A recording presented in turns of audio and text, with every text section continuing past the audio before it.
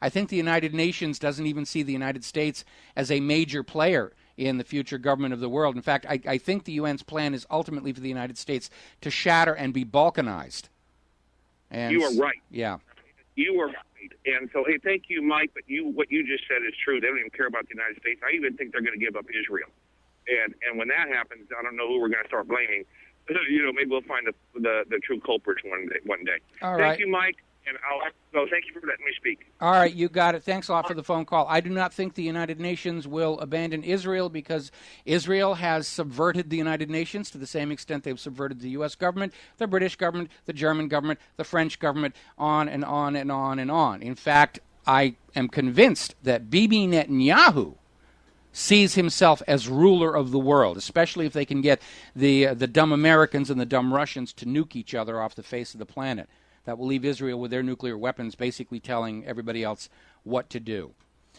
All righty, now moving on to the situation with Syria. The Obama administration is moving to increase military aid to the Syrian opposition. They're still using that word opposition like they're dealing with a legitimate public revolution against Assad's government, and yet they're continuously, the Syrian government is capturing all these foreign troops, French troops, American troops on the ground.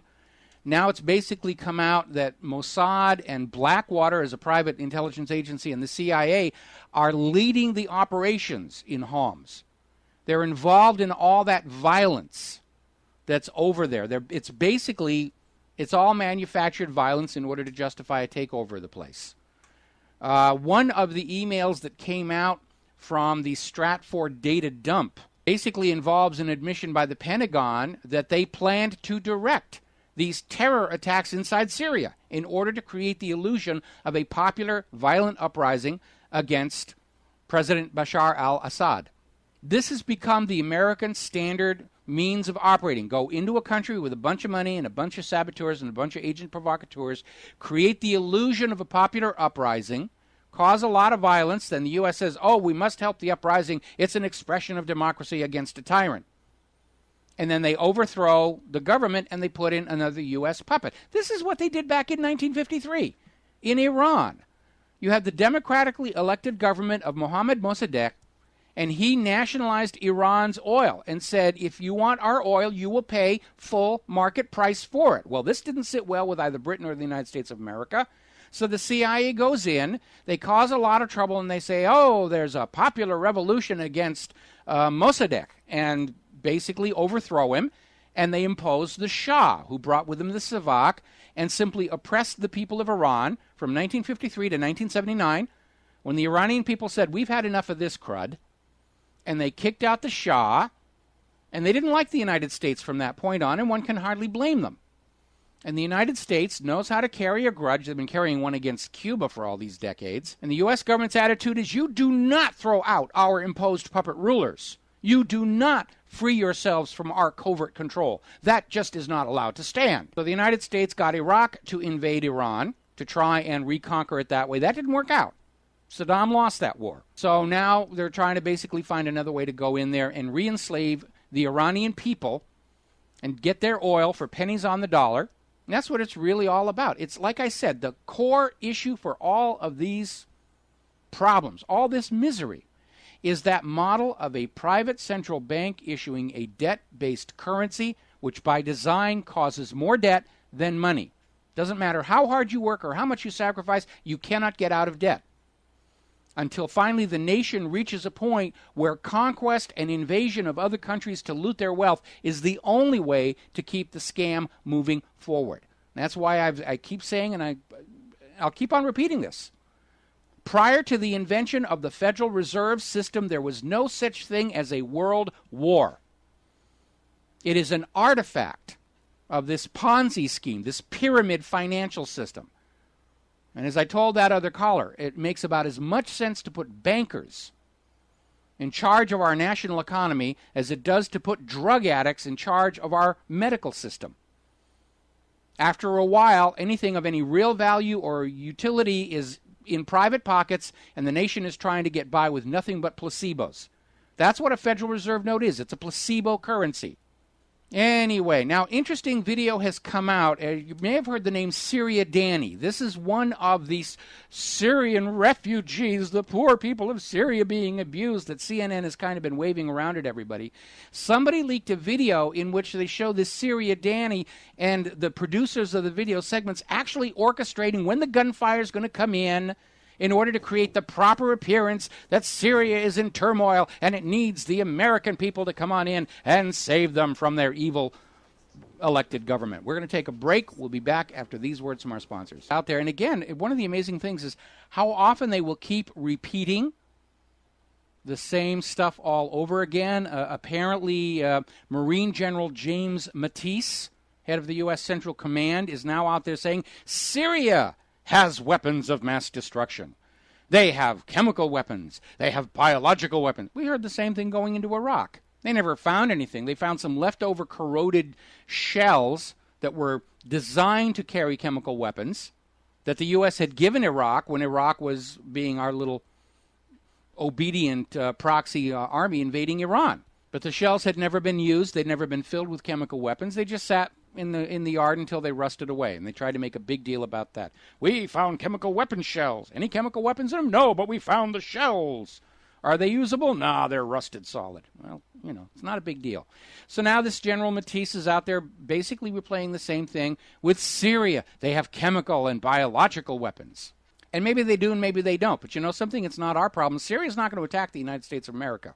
So it's not an issue. In fact, let's be honest. Given that the United States has got the world's largest nuclear arsenal, what nation on earth is actually a danger or threat to us?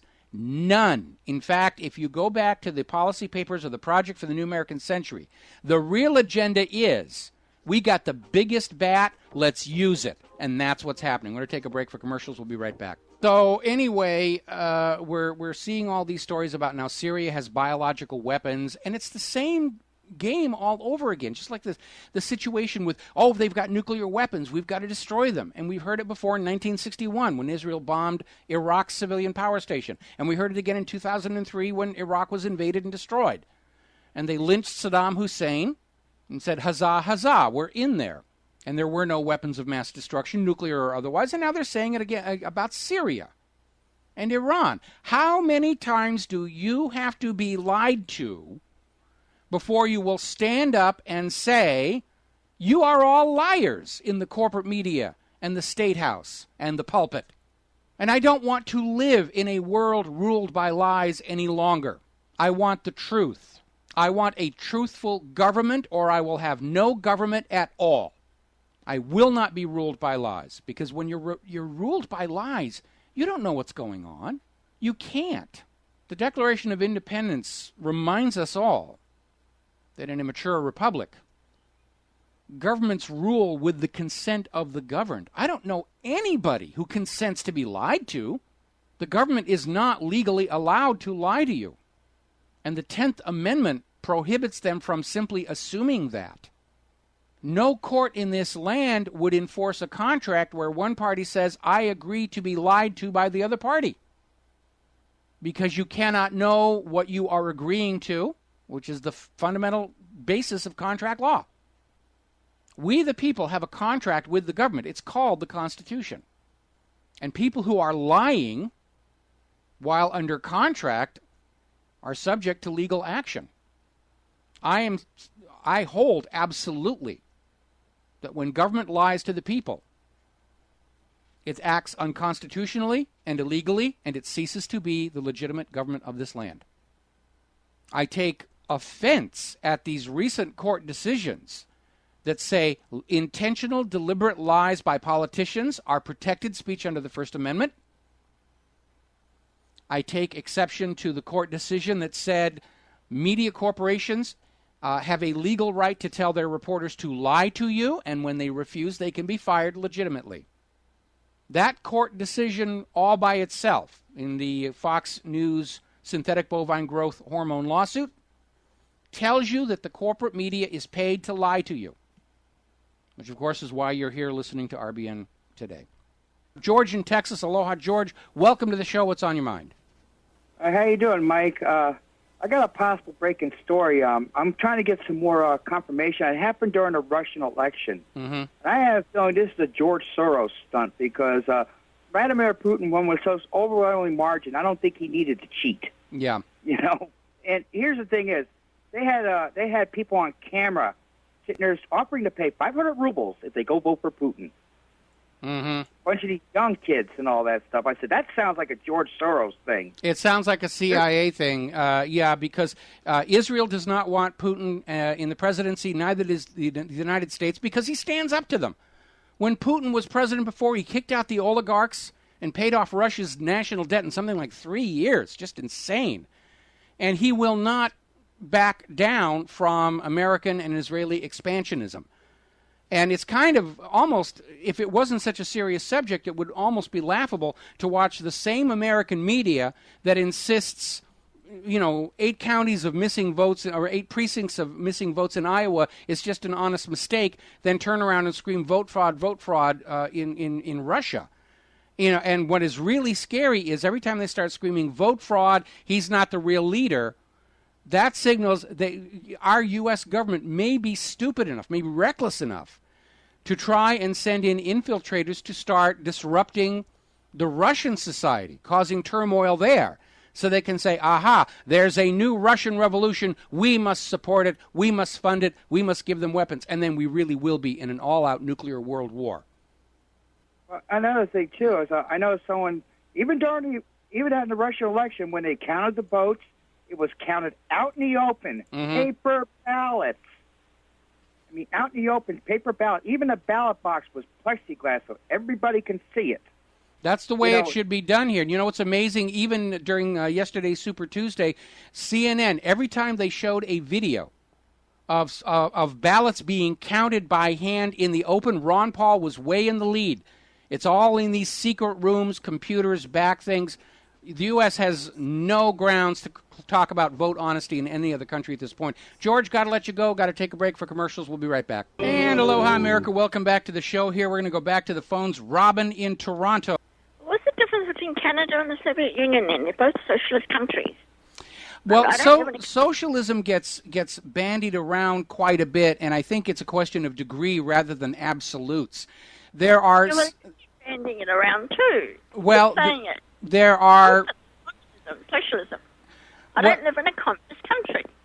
I just like the difference between Russian socialism and Canadian socialism.